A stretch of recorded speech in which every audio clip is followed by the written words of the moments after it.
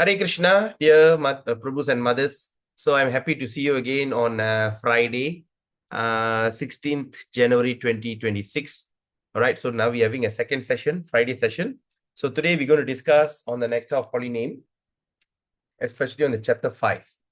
Okay, chapter 5 is going to be very interesting. So before we do that, let's do our invocation prayer.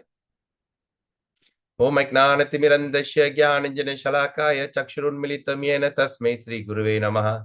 Sri Chaitanya Manopistam Sthapitam Yena Bhutale Swayam Rupa Kadamayam Dadati Swapadantikam Vandeham Sri Guru Sri Yutta Parakamam Sri Gurun Vaishnavam Cha Sri Rupam Sagarajadam Shahagana Raghunathan Vidam Tam Sajivam Satvaitam Savaduta Parijana Saitam Krishna Chaitanya Devam Sri Radha Krishna Padan Sahagana Lalita Shri Vishakan Vidam Cha नमां विष्णुपादाय कृष्ण पृष्ठाय भूतले श्रीमदे भक्ति वेदांत स्वामी निति नामिने नमस्ते सरस्वती देवे गौरवाणी प्रचारिणे निर्विशेष शून्यवादी पासाचरिस्तारिणे नमां विष्णुपादाय कृष्ण पृष्ठाय भूतले श्रीमदे भक्ति सिद्धांत सरस्वती नामिने श्री वर्षभराविडे विदयितै कृपाब्दये कृष्ण संबंध विज्ञानदायिने प्रभवे नमः माधुर्योज्वल प्रेमादि श्री रूपनुग भक्तिर श्री गौर करुणा शक्ति विग्रहाय नमस्ते नमस्ते गौरवाणी श्री मूर्तये दीनतारिणे रूपनुग विरुदाप सिद्धांतद्वांतारिणे नमो गौर किशोराय साक्षात् वैराग्य मूर्तये विप्रलंबर संबोधे पादं पूजयते नमः नमो गौर किशोराय साक्षात् वैराग्य मूर्तये विप्रलंबर संबोधे पादं पूजयते नमः नमो भक्ति विनोदाय सच्चिदानंद नामिने गौर शक्ति स्वरूपाय रूपनुग वरायते गौरवीर भूमे स्तम्निडस सज्जन प्रिय वैष्णव स्वरूपमा श्री जगन्नाथाय ते नमः वंचकल्पतरुभ्यश्च कृपा सिन्धुभ्यः च पतितानां पावनेभ्यो वैष्णवेभ्यो नमो नमः ओम महावदन्याय कृष्ण प्रेम प्रदायते कृष्णाय कृष्ण चैतन्य नामिने गौरतस्य नमः पंचतत्त्वात्मकं कृष्णं भक्तरूपस्वरूपकं भक्तवतारं भक्ताख्यं नमामि भक्तशक्तिकं हे कृष्णा करुणा सिन्धु दीनबन्धो जगत्पते गोपेश गोपिका कांत राधा कांत नमस्तुते आप्त कांचन गौरांगी राधे वृंदावनेश्वरी वृषभानुस्ते देवी प्रणमामि हरि प्रिये जय श्री कृष्ण चैतन्य प्रभु नित्यानंद श्री अद्वैत गदाधर श्री गौर भक्तवृंद हरे कृष्ण कृष्ण कृष्ण हरे हरे हरे राम राम हरे हरे हरे कृष्ण कृष्ण कृष्ण हरे राम राम हरे हरे हरे कृष्ण कृष्ण कृष्ण हरे राम राम हरे हरे ओम नमो भगवते वासुदेवाय ओम नमो भगवते वासुदेवाय ओम नमो भगवते वासुदेवाय नमो विष्णुपादाय कृष्ण पृष्ठाय भूतले श्रीमती जय पताका स्वामी की नामनी नामाचार्य पादाय निताय कृपा प्रदायिने गौर कथापकाय नगर ग्रामचारिणी हरि ओम तत्सत् Okay.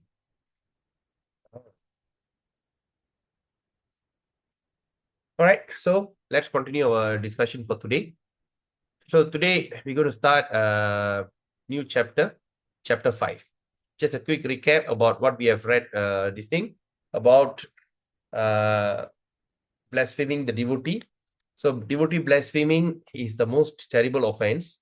Okay. So we studied that in our chapter what? Chapter what? Chapter 4, right? So chapter 4 we studied.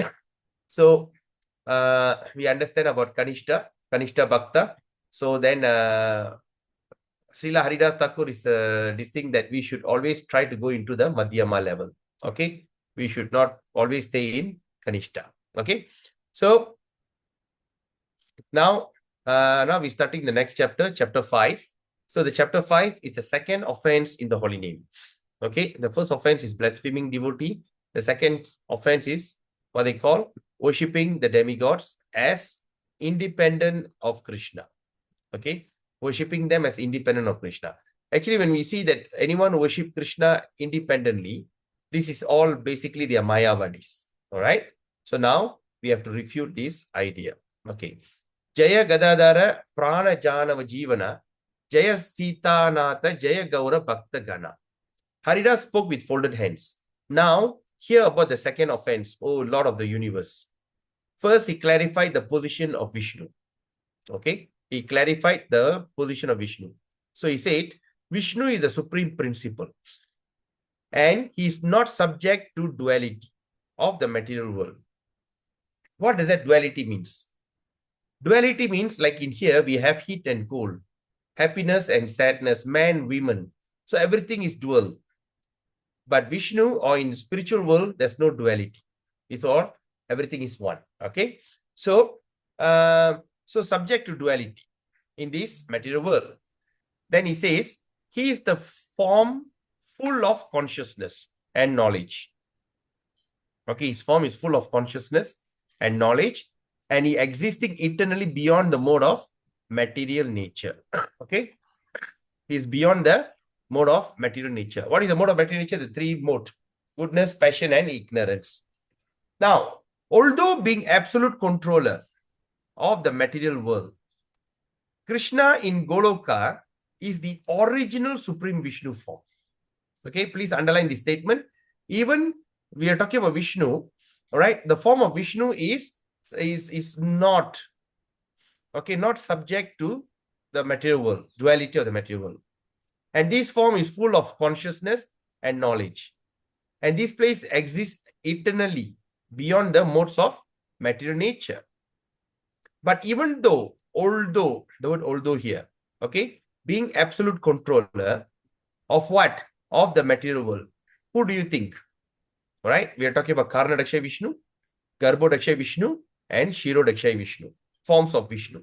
Even they are the absolute controller of the material world. Then it says, he says, Krishna in Goloka is the original and supreme Vishnu form. Is the original and supreme Vishnu form. Sometimes people ask, why only pray to Krishna and no other being? Because we are basically worshipping the supreme form of Lord Krishna or Lord Vishnu, that is Lord Krishna. Now, being ornamented with 64 transcendental qualities. What does that mean? So, Krishna in Goloka, all right, he has 64 transcendental qualities. Okay. Then, to enhance his blissful activity by which he performs his activities. Then, Haridas Thakur is saying, the Purusha avatars or and other planetary avatars, they possess 60 qualities. So what does that mean?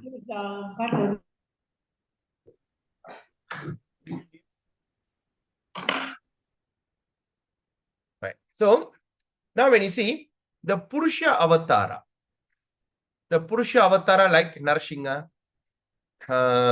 Vamana, they are Purusha avatar, and other planetary avatars. All these avatars, the expansion of Krishna, they possess 60 qualities. So what is the 60 qualities? To carry out their function. So now when we see there's the extra 4 qualities here in Vishnu, in Krishna. So what is that extra 4 qualities? To enhance his blissful activities. So the extra 4 qualities is to enhance the blissful activities. And all the avatars, they come, they perform your duty. They come, they re-establish the religion. Killing Kamsa. Killing, what do you call? Hiranyakasipu, Hiranyaksha, Ravana. So these avatars, the expansion of Krishna, they have 60 qualities. But they have the 60 qualities incomplete, in full. I hope everybody's following me. Right? Then Krishna expands as 2 types of conscious particle. Okay? He expands as what? He expands 2 types of conscious particles. What does particle means? Anu, small, particle, is expansion of Krishna. So, the first is the ordinary jiva. You got it? So, we are all actually an expansion of Krishna. Therefore, can we call ourselves Krishna? What do you think? No. Are we Krishna? No. Why? Because qualitatively, we could be same, but quantitatively, we are not same. Very nice. Nicely said. So, because we have the word is particles. So, we are just the spark of the fire. Qualitatively, we are equal. But quantitatively, there's a big difference. So, the first expansion he did is ordinary jiva. And as ordinary jiva, what we have? We have 50 qualities to some degree. We have how many qualities? 50 qualities, but to certain degree only, not complete. Okay, they got 50 qualities. Then the second are the demigods. So first, Krishna expand two types of conscious particle. Number one, expand as the jiva. Second, he expand as the demigod, devatas. So what is the difference? Who have same 50 qualities like us, but the thing is, they have it in a greater degree. Okay? Now, if you don't understand, please stop me immediately. It's a very, very important topic. When we're going to repeat this, don't know. Most probably in Srimad Bhagavatam, but of course in a later chapter. Okay? First is the ordinary jiva, and second is the demigods, devatas. They also have the same 50 qualities like us. Same 50 qualities. But they have in a greater degree. But we have in a smaller degree. Okay, just like this. Say like for instance in Malaysia. I am a human being, you are a human being. All right. So do the Prime Minister Anwar or even the Sultan or Agong. They are just like us. They just like us. There's no difference. But we have a lower level of opulence and they have a greater level of opulence. But same only. Right? They also human, we also human, but they have a greater level of opulence. So Anwar has more opulence than us, and the king has the best opulence. Okay. Now, do you all follow me on this? Any questions? Put a thumbs up if you get it, if you're following me.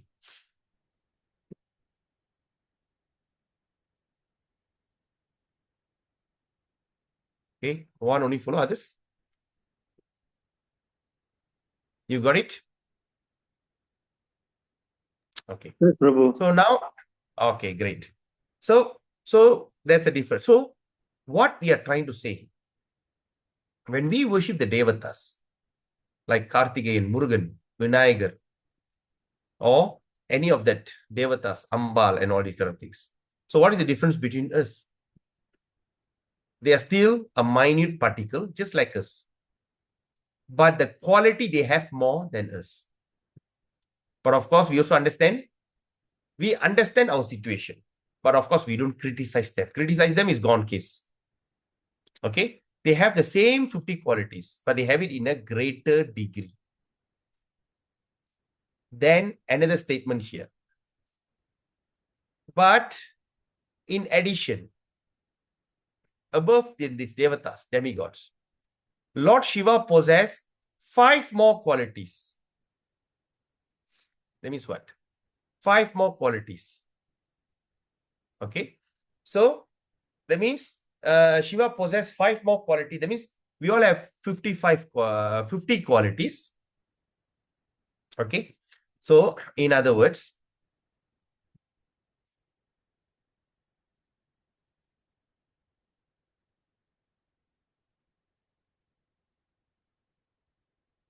okay, never mind. I just finished this before I get the thing done. Okay. Now, so Lord Shiva possesses 5 more qualities. So he has 55. And Vishnu has all these qualities plus 5 more. So that means Vishnu has all the 55 qualities, but he has an extra 5 more in full, which are not found in any other living entities. In this way, we can see that Vishnu or Narayana with 60 qualities is the Lord. And Shiva and the demigods are his servants. But they are greater than the ordinary Jiva. That is, demigods and Shiva, Lord Shiva. So greater than the ordinary Jivas are the demigods and Lord Shiva. And greater than Lord Shiva is Vishnu, who is the Lord of the Jivas. Vishnu is the Lord of the Jivas. And the Lord of the demigods. And therefore, whoever considers Vishnu on the same level as demigod is very ignorant. Are you all following me on this? Okay, just give you an illustration. Okay.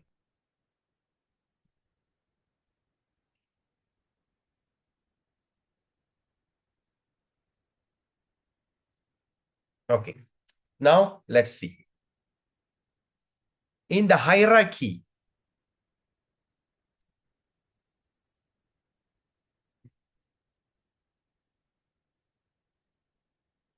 okay, in the hierarchy, the lowest is human being. Okay, in the hierarchy, they are the lowest. And they have 50 qualities, but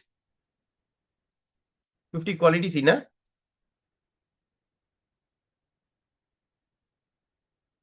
lesser level. Okay. So now we as a human being, we have the 50 qualities, but how much we have? We have a little.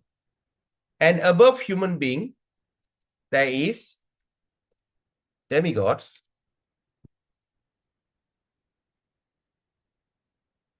or we call devatas. Okay, they have the same 50 qualities,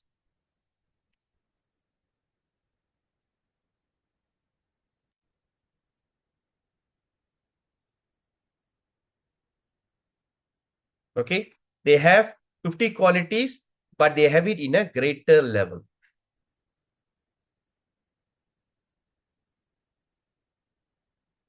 Okay, they have more than us. All right, then above that thing, above the demigods, they call Lord Shiva.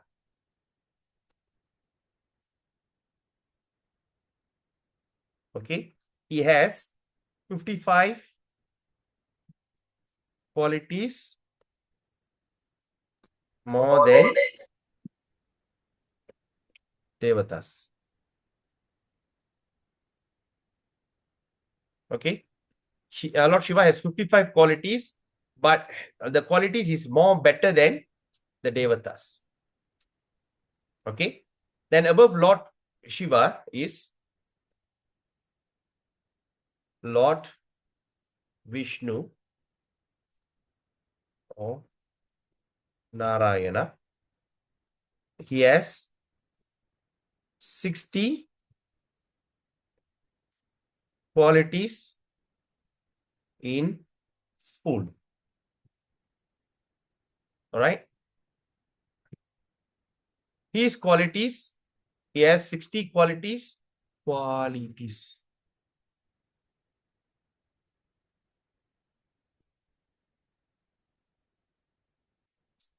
Okay. Lord Vishnu have 60 qualities in full.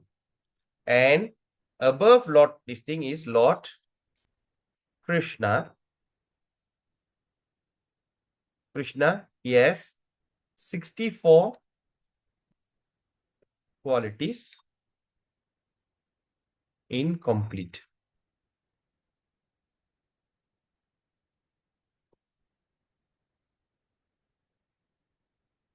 Okay.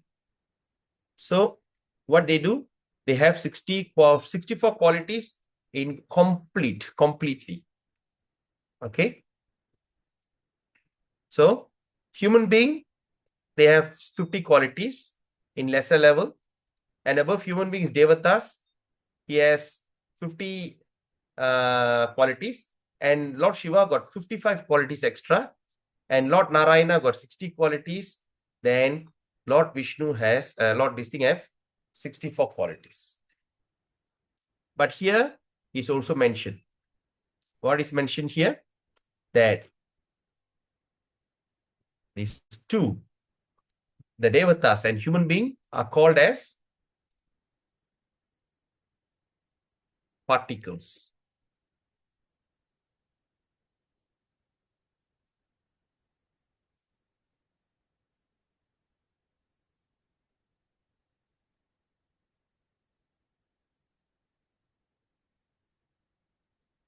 Okay, they are known. Okay, I don't. Okay,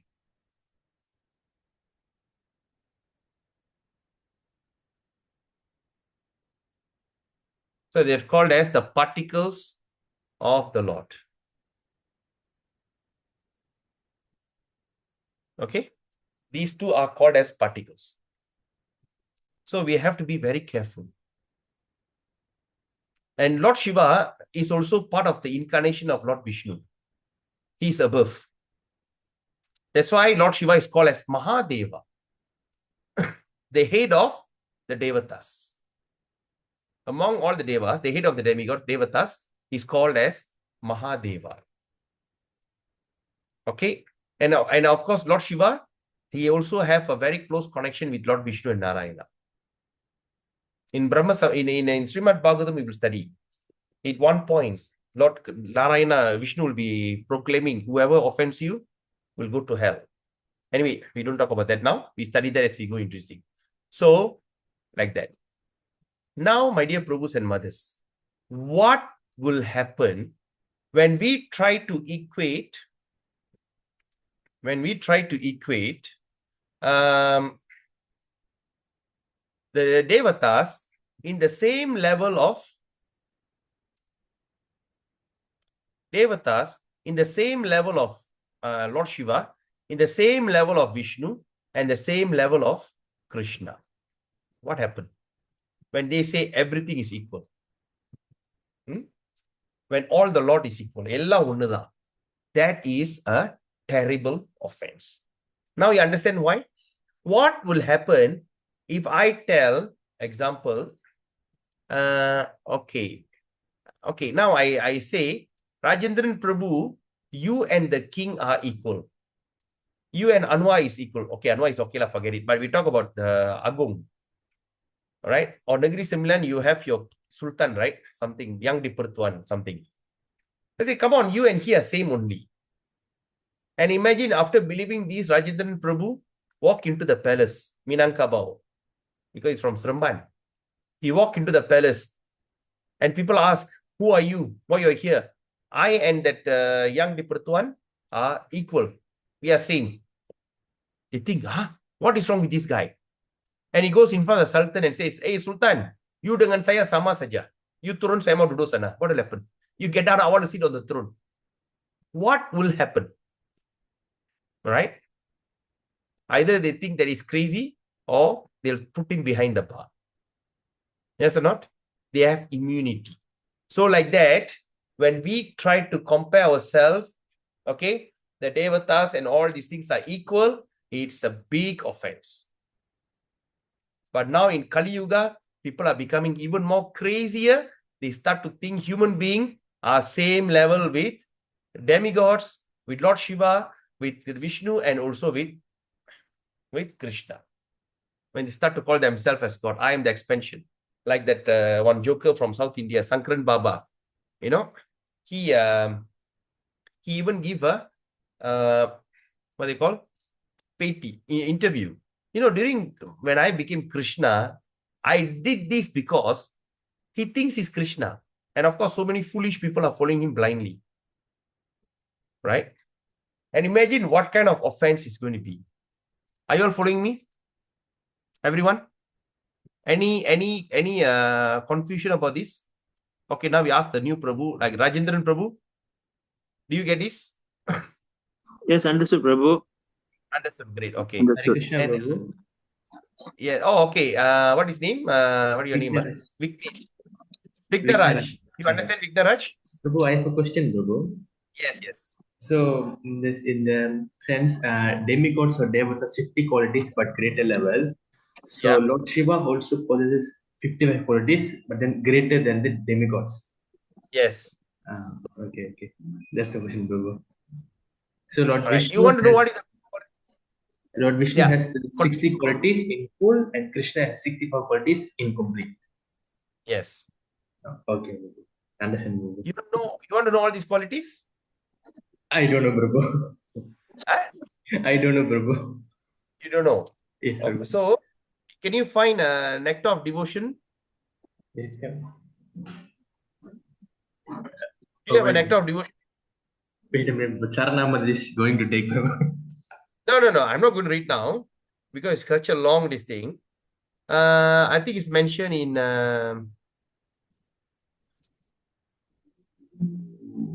characteristic first stages of devotion, eligibility for candidate, devotional service surpasses purity of devotional service, how to discharge, evidence, offenses to be avoided, further consideration, technique of hearing, remembering, aspect of transcendental, further aspect, 5 potent forms, devotional qualifications, spontaneous, devotional, spontaneous. I'm not sure where, but it's somewhere in part 1. Okay, once I get it, I'll share with you. Okay, it is in part 1 of this nectar of devotion. Okay, if you have nectar of devotion, you can see, because their nectar of devotion, they show all the qualities one by one, they explain. Okay, All right, I could check it. so others all okay? K7, you all get it, eh? I think K7 should be okay. I mean, I shouldn't make assumption. You got it now. Okay, now, so now this is what it's mentioned here, that whoever consider Vishnu on the same level of demigods is very ignorant. These people are very ignorant. But nowadays, the standard Hinduism is all confused people. Right? Sometimes when they think that we are fanatic, Hare Krishnas are fanatic, because they say they only worship Krishna and no one else. All right? So we are actually not fanatic. We are following the Guru, Sadhu, and Sastra. That's why when you go to South India, especially when you go to Kanchi, you only can see Vishnu temple and Shiva temple. You don't see other temple. Only in Malaysia, you can see varieties of demigod temple. Okay. So some people claim that Brahman without qualities takes on qualities which, when it explains as Brahma, Shiva, and Vishnu. What does this mean? Some people claim. That means the Maya, the confused people. What they say? They say that the Brahman means the Brahma Jyoti, the light,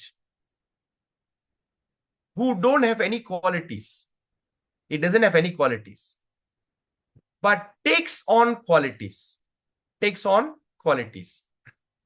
Brahman, no quality, and they take on qualities when it expands as Brahma, Vishnu, and Shiva.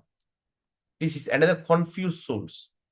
However, the conclusion of scripture is that Narayana is supreme and is the cause of Brahma and Shiva. So now which Narayana is this? So which Narayana they are referring here?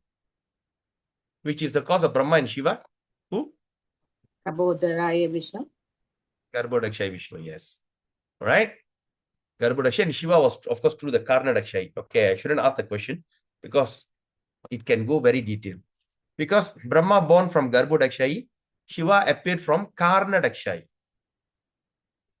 Okay. So when the supreme person who was staying in Karna ocean, Karna Kadal, the causal ocean, he started to look at Rama Devi. That is called in the level of Tatastha region. Tatastha Shakti, marginal. In between spiritual and material. In between. It is not spiritual, it is not material. In between. Tatastha Shakti.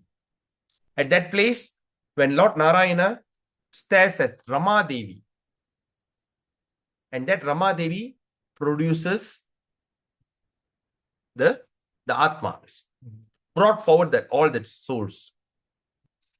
Right? And Rama Devi behind the shadow became Maya Devi. And Lord Shiva's shadow, Lord Krishna's shadow became Lord Shiva. Then the Karna Dakshai ocean went into Garbo Dakshai, entered into every bubble. From the navel born to Brahma. So this Brahma is in material, in every bubble. That's why you see thousands varieties of Brahma. Then this Lord Shiva is in charge of this area called Mahesh Dham. And in between we call Devi Dham. That means the place of Durga. Right? So the Mahesh Dham and all is living in a brighter side of Kailash. And that is liberation to go there. You will never come back. Even you go to the Kailash, you will never born again in this material world. So which Shiva is that? Sada Shiva. That Sada Shiva is also expansion, or it's called in the same level of Vaikuntha Kailash, Vaikuntha level, all in the spiritual sky. All right? In Bhagavatam, you'll study that. We will never return if once we even go to Kailash. But in material world, Lord Shiva expanded as Rudra Shiva. Rudra. The Rudra Shiva is the one who is in charge of more of ignorance. And how he born? He born through Brahma. When Brahma will get angry with the sons Kumara, from the forehead, boom, the anger will go from his forehead, palm appeared Lord Rudra. So there's a big difference. That's why Srimad Bhagavatam will open your eyes and understand the creation in thoroughly. So anyway, now we stay here now. So now in conclusion, the scripture is Narayana is supreme and is the cause of Brahma and Shiva. Then after that, Haridas Thakur also, Haridas Thakur also giving a warning. Some people, all right? Okay. Then he said, whoever rejects Vishnu as the supreme controller, rejects Vishnu and takes to worship of demigods, what happened to them? They fall into the world of illusion. They fall down to the world of illusion. But of course, this thing we can't speak out openly. Especially the Hindus will get very offended. Why they offended? Because they don't want to learn further. They didn't have a proper education. Even there's lots of great scholars, Brahmanas. They also still cannot come to this understanding. Even when you look at Sri Vaishnava, even the great educated scholarly Acharyas or Sri Vaishnavas, right? That means the great educated person, and they still cannot come to the idea that Krishna is the supreme. Because everyone understands Krishna as Paramatma. They cannot understand Krishna as the Swayam Bhagavan. They don't have information above Vaikuntha Loka. So like that. So it is something which is very rare opportunity. Okay. Chapter 21 and 22 explain about Sri Krishna qualities in act of devotion. Okay. Vigna Vinayaga, right? What is his name? Vigneraj Prabhu. I just checking right now. Thank you for the message. Don't check now. Don't check now. Write it down and check later. Okay. Write down and check later. If not, you will be losing this.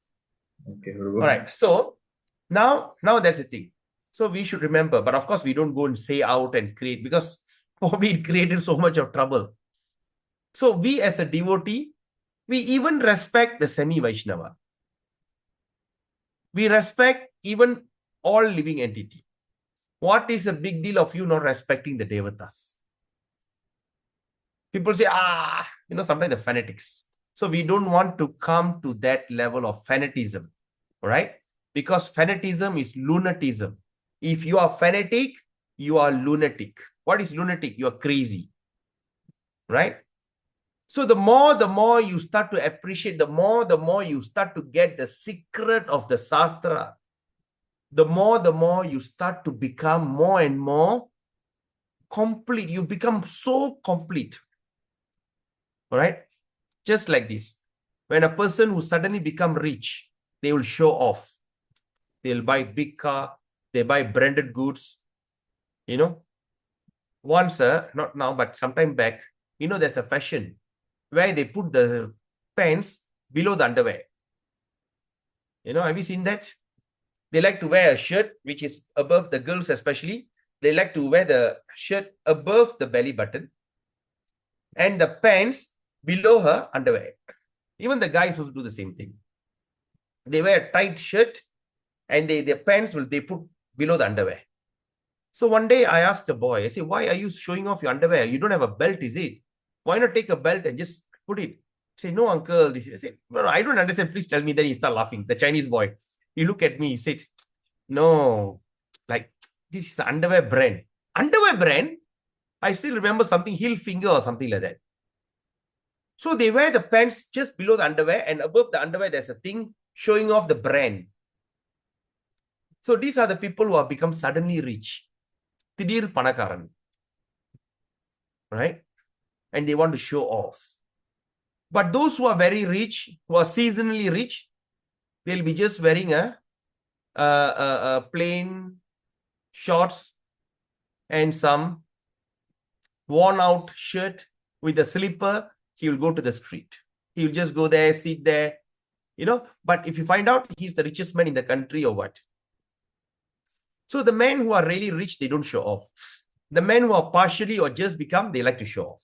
So like that, when you become a pure devotee, when you start to understand all the subject matter, what you should do, you should become more and more sober. Not go and propagate. If you are not ready to speak about it, don't even speak about it. Don't go like half-baked. Not ready, go and talk, end up you create confusion. We don't want that, because this is used to formerly all these things used to happen in our society until they start to hate us, right? Then my Guru Maharaj came and they paid obeisances to in one of that Murugan temple or something like that. Then they became very happy, right? So like that. So all these we are learning for what? Because this is a word of warning. We are learning these so that your chanting become perfect.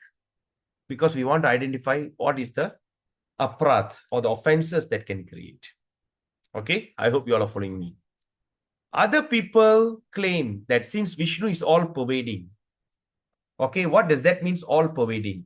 First of all, we identify the word Vishnu. Vishnu means all pervading. That means he's everywhere. He's in every atom. He's in every living entity as Paramatma. Even you see a fly that go and sit on the stool. In that fly, there's Paramatma. When you see in the stool, the dog will drop the stools. You say inside the stool got one worm. Why it's moving? Because it has consciousness.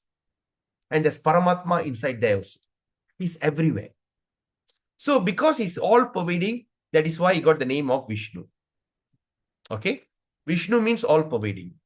Now, other people claim that since Vishnu is all pervading throughout the universe, and is also present in the demigod as well. So, one can worship Vishnu by worshipping all the demigods. That's another claim. Since Lord Vishnu is all pervading, is everywhere. So, since they are also in the heart of the Devatas, so we also can worship Vishnu through the Devatas. Then Haridas Thakur explaining, but this is not the ruling in the scripture. This is not the rules that put forth in the scripture. Then he says, rather, this type of activity is forbidden. You should not do that. Forbidden. By worshipping Vishnu, all other worship is perfected. Please underline this statement. All other worship is perfected when we simply worshipping Vishnu. In other words, okay, it's mentioned here also. Just like as the giving water to the root of a tree. When you want to water the root, when you want to water the tree, you water the root, not the branch and the twigs. So when we water the root, the tree and the branches become satisfied. Then Haridas Thakur is explaining, by worshipping Vishnu exclusively, all worship is covered. Everything is covered. So no need to do something in particular. So this is the Vedic conclusion. But unfortunately, the fools rejects this precept. Who rejects? The fools. So under the influence of Mayavadi philosophy, the living entities of Kali Yuga put Vishnu on the same level as the demigods. What to do in Kali Yuga? In Kali Yuga, you have the easiest method of achieving the highest success. But even this easiest method comes with a very complicated confusion. You know, I got one of my relation. They say that Lord Vishnu, Lord Shiva is the supreme. Why? Because the form of Shiva, Linga, it is very ancient. I say, of course, lah. The form of Shiva Linga, it's everywhere because it's a kind of rock. You know, you say you can go and see, sometimes you can go to the mountain or there'll be some rock breakaway because the form is very primitive. All right. So this is some of that foolish way of understanding. But in truth, however, the demigods give only limited result. Yes. So like for instance, when you go and worship your Adun or your member of parliament, how much money can you get? Oh, I need help. Please help me. Or say a temple, go and approach them. Like what happened in my area. I'm staying in Meru, Ipoh, and this place is under the constituency of Tambun, and my MP is Anwar Ibrahim. All right. So I saw when they wanted money, the Adun or the state legislative, they gave donation of 5,000. There's one temple was being built and they need money. Okay. They went and asked one MP, member of parliament, also one of our well-wisher, Hari Krishna devotee, now he's Dr. Siva Kumar. He gave a donation of 5,000 for the temple. I think some Shivan temple, I think. Yes, Lord Shiva temple. He gave a donation of 5,000. But when Anwar Ibrahim came to my area, and once he had a program to meet all the non-Muslim congregation. So all the non-Muslim place of worship, they come, they ask for help. So he came there to grant a check. And you know how much he gave? 100,000. He gave each temple 100,000. Chinese temple, Hindu temple, Sikh temple, church, each received 100,000 check. So can you see? So like that, the demigods only can give you limited results. The member of parliament can give, but the prime minister can give you better result. But the sultan or the king, they can give you one big piece of land, take it. They can even give you a better result. Okay. So the demigods give only limited, whereas the worship of Vishnu yields all results. Then he says, if the materialists can understand this truth, if they understand this truth, they will take to Vishnu worship and achieve all results. Then Haridas Thakur is continuing. He says, how should a householder in Varna Ashram system act? In Varna Ashram system, that means householder is the one in Grahastha, married couple, married man. How he should act in the system. So it's mentioned, generally, he should give up worrying about the inferior obligation. Please underline this word. Generally, he should give up worrying. The first thing is he should give up worrying. Ayo, what's going to happen? Ayo, before the thing would happen, they all start worrying about this inferior obligation. Oh, I forgot to do my pinda for my forefathers. Oh, I forgot to do this. I went and checked an astrologer. They asked me to do this parigara. Oh, I'll forget. They say, give up. Stop worrying. This inferior obligation. And what he should do? Simply worship Krishna. Simple as that. In other words, in all samskaras. Samskara means what? The ritual. All right, parigaram, ritual. In all samskaras, the insemination to funeral rites. What is insemination means? The first day that you impregnate your wife, insemination, semen, we call as garbhadana samskara. Okay, the insemination means, all right, after, that's why when those, I mean, now I'm not sure, but those days, after a married couple is done, the astrologer will get a good time. They call first night. They'll get a good night for the men and women to join, because the insemination is very important. They call that as garbhadana samskara. Garbha means pregnancy. Dana, donate. So that means impregnating. Samskara. So now insemination or garbhadana samskara until the atiyeshi samskara. The, what they call? The funeral. From the birth till the final, Krishna should be worshipped. Simple as that. Using appropriate mantras from the Vedas. So they all should be worshipped according to the appropriate mantras from the Vedas. The next statement Haridas Thakur is making, one should worship the Vaishnavas and Vishnu directly. Okay? They should worship the Vaishnavas. Hey, you told me not to worship demigods, but worship Vaishnava as a human being. Why? Because the Vaishnava have all good qualities. Among all the living entities in this entire creation, Vaishnava is the one that most preferred by the Lord. Okay? So one should worship Vaishnava. Who's Vaishnava? Basically your spiritual master. And Vishnu directly. And worship the forefathers by giving them prasada from Vishnu. Please underline this statement. So what we should do? We should offer prasadam, we should offer boga to Lord Vishnu, Lord Krishna, and Vaishnava. Take the food, which is called prasadam, and offer them to your forefathers. You don't even need to do this kind of separate, like now this Tai Amavas, this Saturday is a Tai Amavas, I think. Many people asking me what to do. Now is the time where everybody start propagating, go to the temple, do pinda, put that, that balls. What do you call that? What is the name of the balls, sir? What do you call that? Pinda, the round thing? Pindam da. Pinda. So you get the pinda and put there and offer to the forefathers. But here, Haridas Thakur is mentioning this right in front of Lord Chaitanya. They say you should worship the Vaishnava and Vishnu directly. Then worship the forefathers. How you should worship the forefather? By giving them prasada from Vishnu. Take that and offer to your forefathers. It is very appropriate. So to directly worship the demigods, as the Mayavadis do, will only shorten one's life. Wow. Can you see this? That means to directly worship the demigods, as how the Mayavadi will do, it also shortens one's life.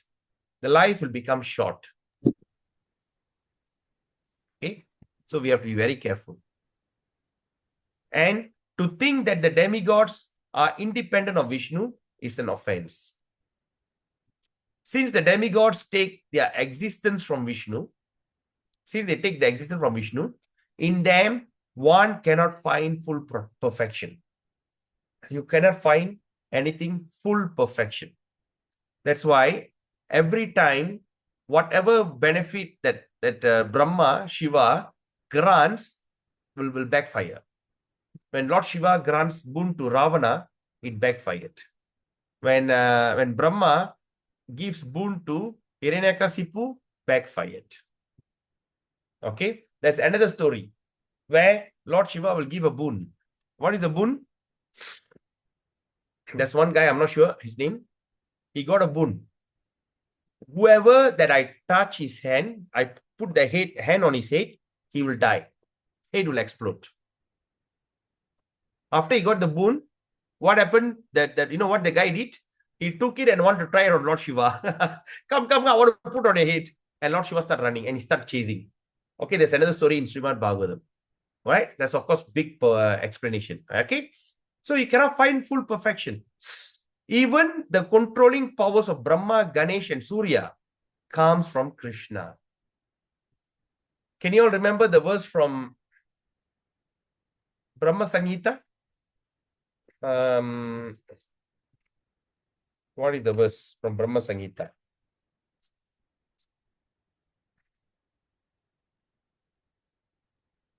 Verse 28, is it? 156. I think it's verse 2156.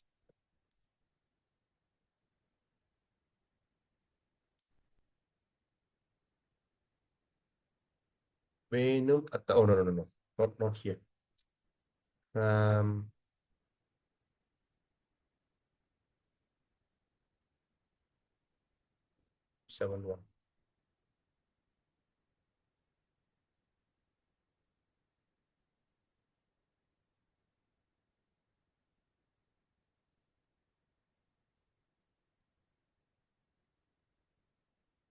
Yakranvanti jale bhajati smayoga nidrati ananta jagat andaroma kupa adar sakti avalamba param slomat govinda madi purusham tamam bhajami yasaika nivashishta kala matavalamba jivanti Ganadi Raja. Where's the word?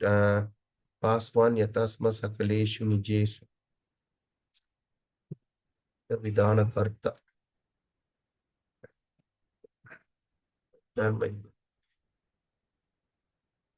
Okay. Verse 50. All right. In verse 50, Brahma Sangita, what is Lord Brahma says? Yat pada pallava yugam vinidaya kumpa dvandve pranama samaye sa ganadi raja vignan vihantu malam asya jagatrayasya govindamadi purusham tamaham bhajami. In order to obtain the power required to remove all obstacle within the three worlds. To remove all obstacle within the three worlds. Ganesha, the bestower of success, always holds the divine lotus feet of Sri Govinda upon the pair of cranial moles protruding from his elephant head. You know the elephant head, there's a kind of mole, right? He keeps Lord Vishnu there. So I worship that original personality, Sri Govinda. Verse 50. Okay? Of Brahma Samhita. So, like that. So, Brahma, Ganesh, and Surya, all of them comes from Krishna. They do not have independent power. So, therefore, Grihastha Vaishnava should recognize the Supreme Lord Vishnu and regard the demigods as his dependent energy. Okay? Thus, the Grihastha, although following the rules and customs prescribed in his caste, according to the caste, sometimes we have the caste system, they follow. All right, they follow according to the rules. Will give up all those rules. They give up all those rules, which include demigod worship. Okay, aimed for what? The demigod worship for what? It has got an aim at sense gratification. Okay, and what they will do? They hold firmly to the path of bhakti. And in that form, worshipping him alone in all cases where worship is prescribed. In this way, the Grihastha, with his mind fixed on devotion to Krishna, will perform samskara of his caste, satisfy the ancestor by Vishnu Prasada offering, and offer oblation to the demigods by recognizing them as the devotee of Krishna. So now what we understand from here? First thing. So, in this way, the Grihastha means the one married men. They have to do a lot of rituals because they're having a family life. So, Grihastha with his mind fixed in devotion to Krishna, and they will perform the samskara. Whatever samskara they're supposed to do, they perform. But all according to the caste. All right, certain castes got different things. And they satisfy the ancestor by Vishnu Prasada. Okay, and they offer oblation to the demigods. Oblation means what? Doing like fire sacrifice oblation. Okay, how? by recognizing them as the devotee of Krishna, not as independent person. Then after that, then taking prasada himself. So when we offer the food to Krishna, after Lord Krishna enjoys the bhoga, you can even offer it to all the devatas, especially if you have a Kula Devam. You know, like I've got a Kula Devam, Korake Nadar. It's a form of Lord Ganesh. So sometimes they say, oh, you're not worshipping your Lord Ganesh, you're not worshipping your Kula Devam. You know, sometimes the sentimentalists. So just to please them, I've got a photo of my Kula Devam in my altar. So after I do all the offerings, I'll just pray to all that, what they call that, Surya, Chandra, and this Ganesh, whoever it is, please come and accept the prasadam. So honor that prasadam. Then after that, we take the prasadam for myself. He knows that by worshipping Krishna and Vaishnava, all result are attained. Okay, when you worship a Srila Prabhupada, and of course, this thing, all result is this. He always chant the holy name. And being careful to avoid offenses, such as second aparadha. Okay, now let's go to the next one. But now it's 7:57. Shall we take a short break? Okay, 1, 2, 3, 4. Okay, I think we can finish this chapter by today. We just take a short break, my dear Prabhus and Mothers. Is that okay? Okay, I believe that today the topic can be a little heavy. All right, shall we take a short break? Just 2 minutes. Okay, now 7:57. We meet back at maybe by 8 o'clock. Hare Krishna. Okay, now the question may arise, why one should follow the Varna Ashram system at all? The question may arise. Why? The answer is that everyone who has taken a human birth must follow this system. All right? We have taken a form of a human being. We have to follow this system. Now, by the scientific arrangement of the society, the general masses of people can attain their full capacity. How? The general masses of people can attain to their full capacity according to the individual nature. And if you are a businessman, you should train your son to become a businessman because that's a thing that is grew up seeing it. But so according to the Varna Ashram, so that means he's a businessman or Vaishya. So he just grew up and attained his full capacity and work according to the nature. But nowadays everything is terbalik already. All the farmers send their children to become an engineer, and now we don't have enough food. The scarcity, And okay, I'll give you another example, like the Brahmanas in India. They send their children all to America. So what happened? Now they don't have a proper culture. That means there's no one to take over. Because if he's a priest, they take over the priestly birth after, parambara, after his children and grandchildren. But nowadays, everything goes haywire. That's why it's a scientific arrangement. So they all work according to the individual nature and gradually attain the devotion to Krishna. Those outside of this Varna Ashram, that means those who are outside of this hierarchy, outside system, should be made to give up all bad habits and begin practicing as Shudras. All right? So they start to begin practice as Sudra. Sudra means what? Laborers. So first you work. That's why Krishna says in Bhagavad Gita, you cannot do this, you do that. You cannot do this. Okay, at least you work for me.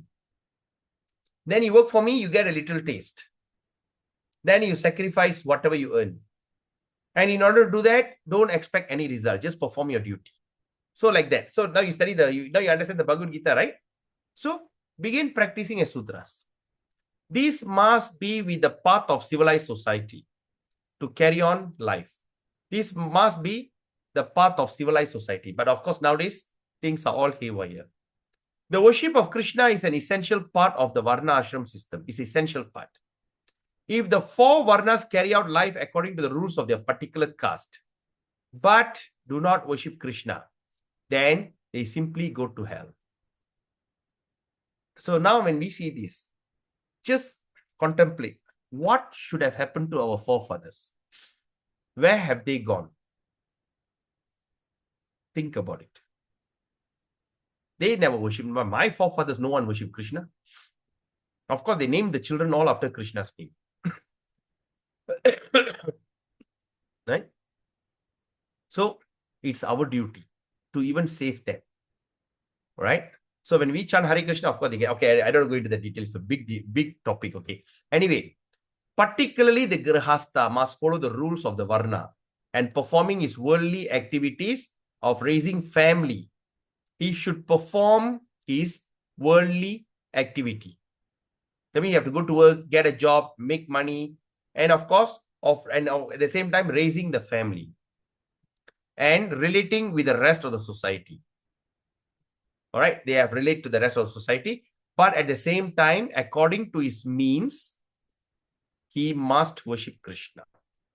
You're putting your children studies, then after that they go into some degree course, medical law, whatever. You're this thing, but dovetail everything that they should have that worship of Krishna in mind. And he must respect and follow these rules as long as he has not come into the platform where the rules hamper his progress in worshipping Krishna. Okay? As long as he has not come to the platform where the rules hamper his progress. Okay? So you have to follow all these things in order so that Grihastha could peacefully follow this process. But make sure it doesn't hamper, it doesn't block our progress. This is the platform technically known as bhava or ecstatic. In that state, the jiva develops sadhana bhakti. All right? They in that stage, okay, this platform, I mean, in other words, you start to follow and don't make sure it doesn't hamper. So technically it is called as bhava. And in that state, the jiva develops sadhana bhakti. Sadhana bhakti means what? Devotional service, in which the inspiration to perform devotional activities comes directly from the taste experienced by the pure jiva. So that means in the inspiration to perform devotional activity come directly. Okay, it comes directly from the taste experienced by the pure jiva. Okay, it comes directly. This goal will eventually be achieved by Grihastha, Vaishnava. Grihastha Vaishnava who accept Vishnu as supreme. There is no other offense. Okay, sorry. There is one other offense derived from not accepting Vishnu as the supreme. All right. So there is one other offense derived. Okay, Vishnu. What is Vishnu? One without second, or Advaya Tattva. Is offense for not accepting Vishnu as the supreme. So being Advaya Tattva, Vishnu and his inconceivable energy possess inherently name, form, and qualities which cannot be considered separate from him. Okay, when we start to see all this name, form, and the qualities separate from Krishna, it's also kind of offense. To consider the name, etc., as different from the Lord is considered the Lord and the name on a material level. So this concept of duality is offensive. Okay, we spoke about it during the introduction of this book. At the stage of namabhas,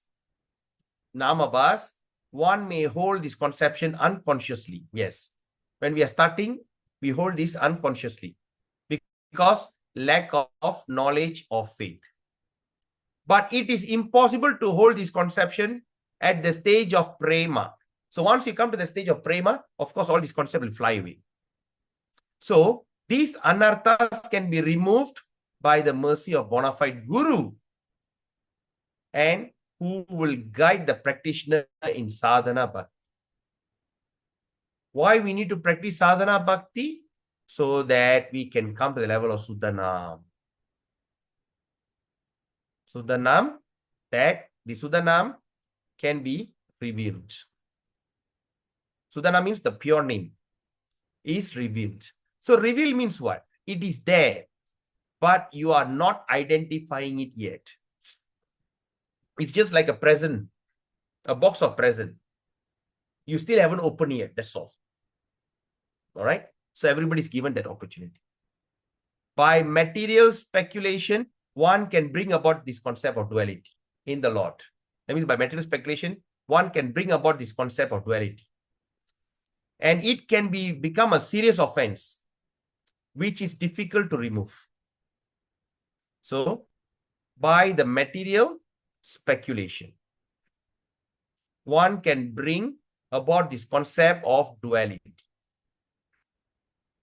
And this can become a serious offense. That's why we do not want to associate with Mayavadis, especially. Because once this serious offense comes, it is very difficult to remove. Now you understand what we have read a few days ago, or this morning also, right? The Mayavadis. Thus, in the case of the Mayavadis, holding on to the concept of up is aparadha, aparat. It is offense. The Mayavadis claim that the impersonal Brahman is the supreme truth. They claim that light is the supreme truth. Without variety, it doesn't have variety, only light. It doesn't have character or energy. Without form or beauty, without change or activity, simply pure existence. It just exists, that's it. It doesn't have any qualities. The Mayavadi thinks. For them, the name and the form of Vishnu are creation of Maya. They start to think, oh, this is creation of Maya. And the material energy of illusion. Maya means the material energy of illusion. When a person can overcome, when they can overcome illusion, then Vishnu simply merges into the impersonal Brahman, losing individual identity. All right? Then Vishnu simply merges into the impersonal Brahman and loses it. So they say the Vishnu form simply go into the light and lose everything. This is all simply bad logic. And this is based on atheism. So atheism means what? It's not the person who don't believe in God. But at the same time, those who believe the God in a wrong way, they can be a vegetarian, they can have the patta, they can be a saffron, they can be all these kind of things. But these people are simply atheist. Now you understand? That's why Buddhism is called atheism religion. Buddhism and Jain religion, Jainism, both are atheism. Because both are, they have this. What is nirvana? Nir means none. Vana means place. You exist now. After you finish, you go into non-existent. This is exactly the concept of nirvana. Or the concept of Jainism. That's why these two religions are considered atheism. So to claim that the supreme truth is without inconceivable transcendental energy, to claim that Lord has no energy at all, or unable to possess character is madness. There may be some confusion what to call supreme truth, Brahman or Vishnu. But in either case, the highest realization must be God with energy and personality. That's it. And this is the Vedic conclusion. Any questions so far? Anyone got any question? Are you all following me? If yes, put a thumbs up. If not, you can ask a question. Thumbs up if you get me. Okay, K7. Others? All right. Okay, great. So now, actually, Vishnu has both features in himself. Nirvishesha and Savishesha. He got both features. Okay? Without variety and with variety. Nirvishesha means no variety. Savishesha means with varieties. This is possible only in conceivable power of God. Okay, it's only possible by the inconceivable power of God. The supreme powerful. All opposites are assimilated without difficulty. Okay, and just give me a second. Why internet very low? Hare Krishna 5G. All right.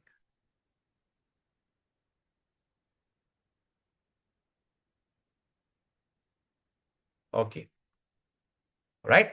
So just now the internet was low. Okay. So by this inconceivable power of the Supreme One can exist without variety, beauty, and leela. Okay. That's why we call as inconceivable, cannot be understood. Because it has variety. At the same time, he also can have no varieties. So this is assimilated. I mean, this is very hard to understand. Of course, Jiva, being naturally of small intelligence, the Jiva, naturally a small intelligence, as a particle of God, cannot fully understand the nature of the Lord's inconceivable power. Very hard to understand. In the attempt to establish the concept of supreme truth by his own intelligence, the Jiva takes shelter of material logic and accepts secondary feature of the Lord, which is impersonal Brahman. So the Jiva tried to make assumption based on material logic. Yes, Prabhu? Vaishnava Prabhu? Sorry for bothering you. Can you give me a few examples of variety, Prabhu? Which varieties, Prabhu? Lord's variety, but Lord is having variety. A few name examples, Prabhu? Example varieties means he can take the form of a half man, half lion, came in the form of Varaha. He came in the form of all kind of varieties of expansion, varieties. Thank you very much, Prabhu.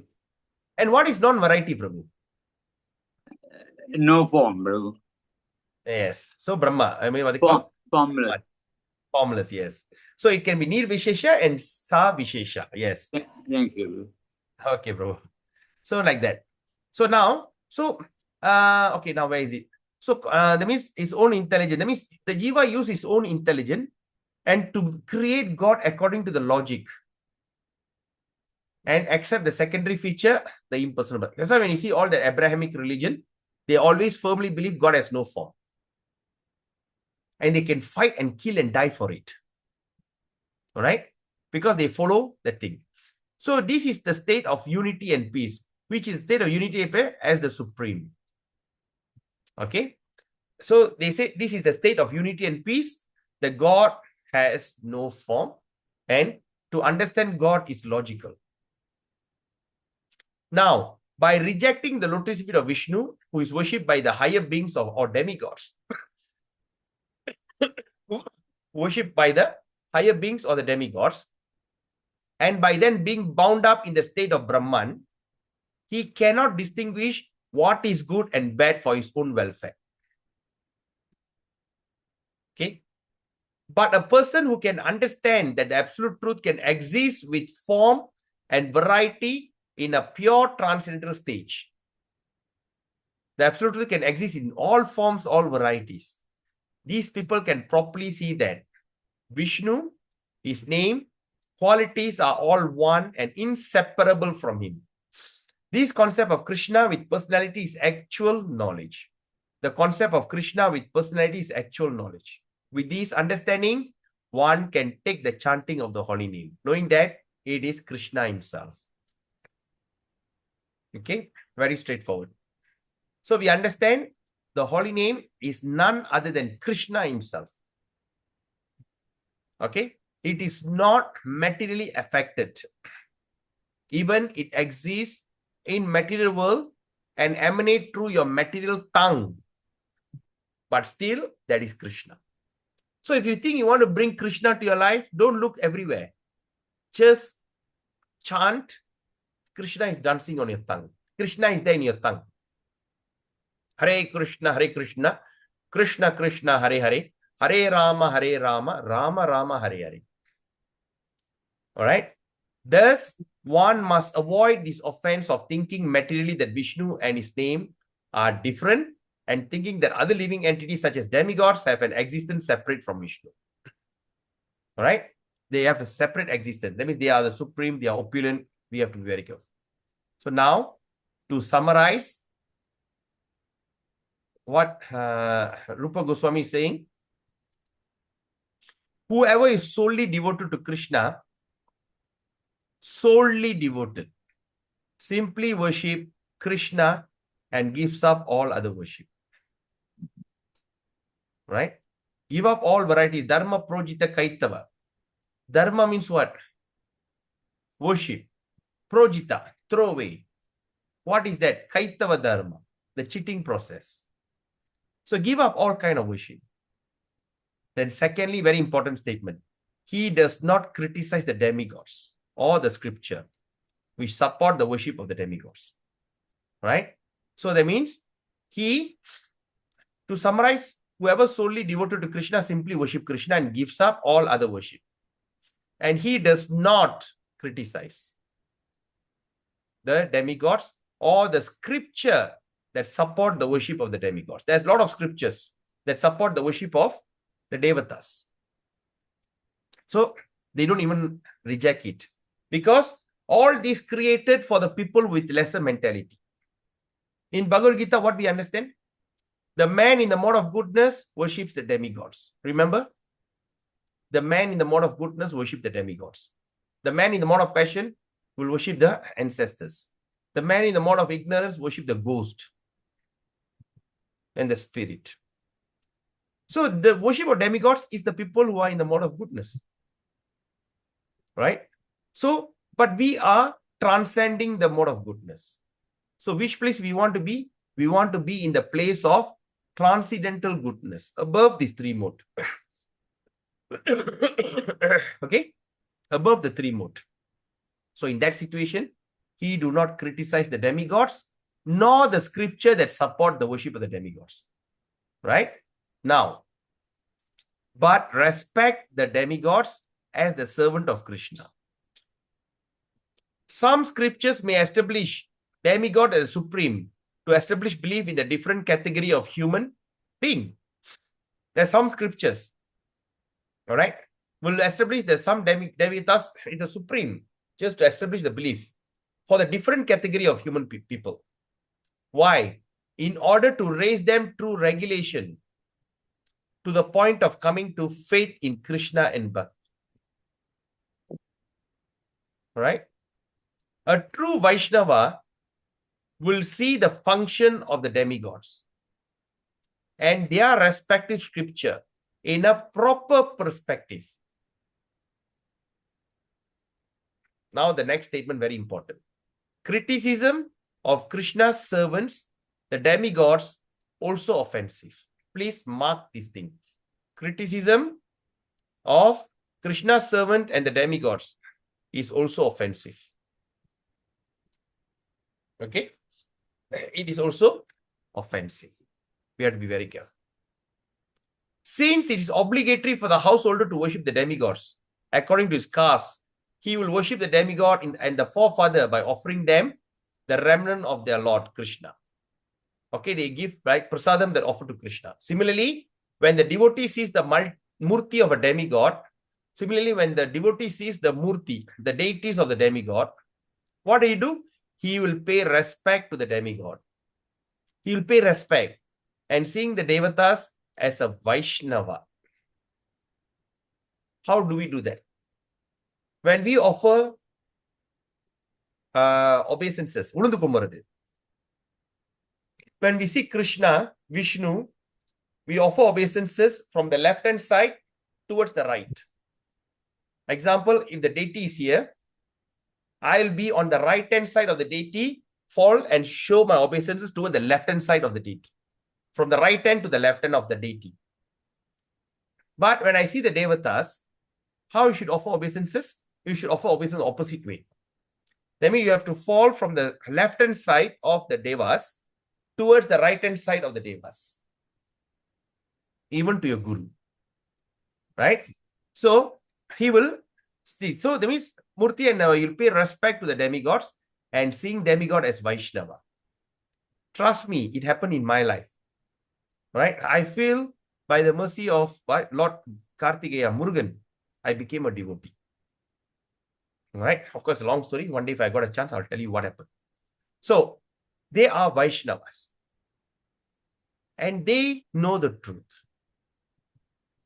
However, the devotee will not accept the prasada remnants of an offering to the Mayavadi that has made to Vishnu. Another thing.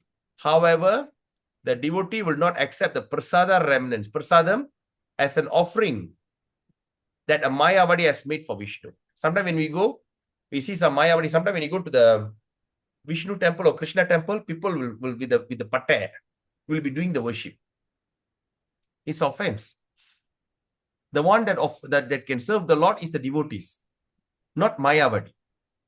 So even they cook and something offered to the form of Vishnu and give it to the devotee usually will reject them, will not accept. Why? Because the Mayavadi's chanting and worship are both offensive. All right? Chanting and worship are both offensive. And the Lord never accepts his offering. The Lord never accepts the offering. Okay? And also to accept offering made directly to the demigod is an offense to Vishnu. Right? The food that is offense and obstruct the path of pure devotional service. That's why when you go to the Devatas temple, sometimes we don't accept the prasadam. Why? Because offering directly is an offense. But if you go to Buddhist restaurant and eat their Chinese, the vegetarian food, is sinful. Is sin and offense. There's two different things. Offense need to use parigaram. It's a big process of removing the offense. But eating in a normal vegetarian shop without onion and garlic is sin. Because Krishna says that the food that you eat without first offering to me, you verily eat sin. In Bhagavad Gita, Krishna said that. If you eat something that before offering to Krishna in sacrifice, the food that you eat is only you're eating sin. But the sin can be nullified. But the offense take a process. So when you go detail, there's a difference. Okay. Now, but by worshipping Krishna, the real devotee will give the demigods the Lord's prasadam out of respect. Such worship and receiving such prasada is not offensive. That's why those people who have the habit, the culture of offering milk to Murugan, this coming Taipusam, right? Whoever agrees or not, my wife will say, I will offer milk to Murugan. She's very adamant. All right, fair enough. You want to offer milk to Murugan? Fair. So what we do, we take the milk, we heat up a bit, not make it very cold, and I offer to my Lord Jagannath. I offer the milk to my Lord, to my deity, Jagannath, Baladev Subhadra. Then we carry the milk and we go to the temple and offer to Lord Murugan. So we are offering the prasada of Jagannath to Murugan. And this is not offensive. All right. And to receive that prasadam, that first offer that you offer to Krishna, then offer to Devatas, when you eat, it's not offensive. In Jagannath Puri, that's what is happening. The food they cook, they offer to Jagannath, then they offer to Bimala Devi, then offer to Lord Shiva, then comes to the people. And it's not offensive. It is the way the devotee avoids the second offense in chanting the name. And by continuing the process correctly, he achieves love of God. If by accident, oops, what is happening? All right. If by accident, one should happen to turn from accepting Vishnu as supreme. One should happen to turn from accepting Vishnu as supreme by accident. Suddenly you said, oh, I cannot accept Vishnu. One should be repentant and take shelter of Vishnu and be careful not to commit the offense again. If by accident, sometimes. Sometimes when we invite us to go to a certain place or Sai Baba center, right? There they start to worship. Worshipping demigods itself offense. Imagine worship this human being. But we are trying to please them. All right? Or we go to this Vallalar, a pure Mayavadi center, who believe that God has no form. Sometimes they call, we have to go there as a respect, as a preaching purpose. Right? So sometimes they say we just shake our head. We don't like put forth our argument. So then we should repent. My dear Lord, I'm doing this for the sake of propagating your name. I'm here because you want me to come here. You are the cause of all causes. I don't know what is your purpose. You want me to meet someone to bring him to you. Please show me that person. So we usually do this kind of meditation. All right. So be careful not to commit the offense. By remembering Krishna, by remembering his name and chanting his name, the offense will disappear.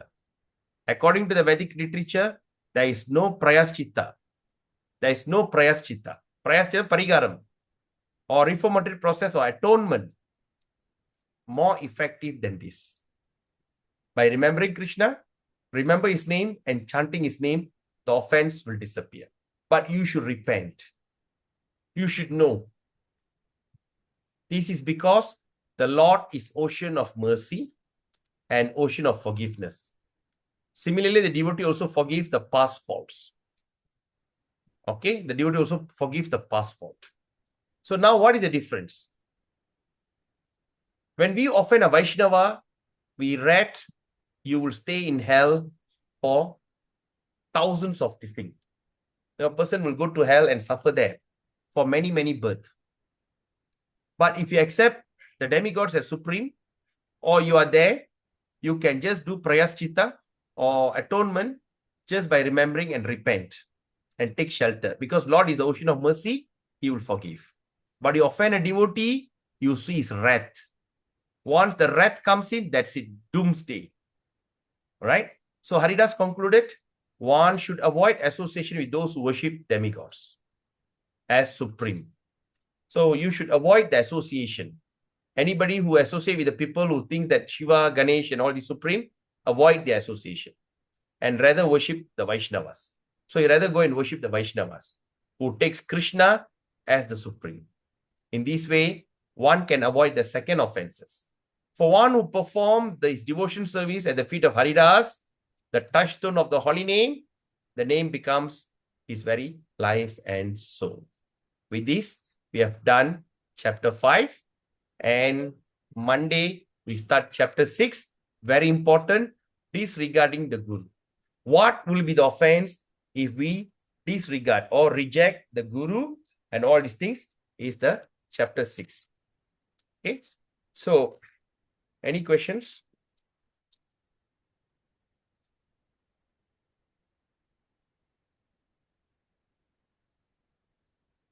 One, two, three, 4, 5, 6, 7. 7 pages. Okay. Chapter 6 will be the discussion on Monday. Okay. So any questions, any comment, or is it the message is too heavy, or any new realization? Yes, Rajendra Prabhu. Prabhu, just to correct myself, the second offense is like praying to the demigods, praying to the demigods. The second offense Yes. can be repented and by just praying, chanting the Krishna's name, because there's no parigaram. Yes. Accepting Krishna and worship the Krishna, it's considered you are done. No parigaram. And then the first offense, by the way, Vaishnava aparat, devotee, offending a devotee. oh, I got it clear, Prabhu. Yeah, devotee offend, you have to go fall at their feet, cry and beg for forgiveness. Thank you, Okay. Prabhu. Bye. Yes. How about others? Any questions? Or do you like to give any comments? Mangala Rukmini Mataji? Vaishnava Kripa Prabhu? No, Prabhu. Very fine. Oh, okay. Chaitanya Daya Prabhu? Chong Fuk Wing. Sudha Sindhu Mataji? K7? Kala Maniraj Mataji? All okay? Karpia Saras Mataji? Devi Mataji? Right? Okay. So, okay, great. Okay, if there's no question, we end the session now. Thank you so much for your wonderful association. We meet again on Monday morning. And those who in Ipoh, Kala Maniraj Mataji, I would like to invite you Sunday to come and join our Pongal festival this Sunday in ISKCON Ipoh. Okay, Prabhu. So starting at 7:30 in the morning. So please Okay. come and join us and enjoy the prasadam. Then, okay. And those K7, if you're in Ipoh, please come. And those who are in other places, please go and join your nearest ISKCON temple in Todu. In Penang is, okay, we have a few centers. One is Gulugur. Second one is at Botany. And the one Charanlakshmi Mataji serving is a Namahat center. All right. I think in near the seaside. What do you call the place? Tanjung Bunga. Okay. Then in Seremban, we have two places. One is Seremban town. Second one is Spring Hill. Okay. So make this opportunity to go to the temple, look at the Lord, and show your gratitude to the Lord and also to Srila Prabhupada. And now you practice whatever you learn. Okay. You are going there not to find fault. Okay. In Johor, Cheong Prabhu, Chaitanya Daya is from Johor. So Johor also got a program on Sunday. And so once you go there, when you see any devotees at this thing, it's a time to practice what you have learned. Okay. So you know, okay, what are the type of devotee and how to avoid them and how to associate with them. So these kind of things you can practice. All right. But still the devotee association is very important. So I hope that you join any of your nearest ISKCON temple. Okay. So 16, 17, 18, 19. Okay, 19 January, Monday, we meet again in the morning. Till then, have a beautiful day. Pancha kalpatarubhescha, kripa sindhubevacha, patitanam pavinebhyo, Vaishnavevayo namo nama. Srila Haridas Thakur ki jai, Jai. Srila Bhakti Vinod Thakur ki jai, Srila Jai. Prabhupada. Gaura Jai. Premanandi. Hari Hari Bol. Hare Krishna. Thank you, Prabhu. Hare Krishna. Thank you so much, Gauranga. Prabhu. My pleasure. Hari Bol.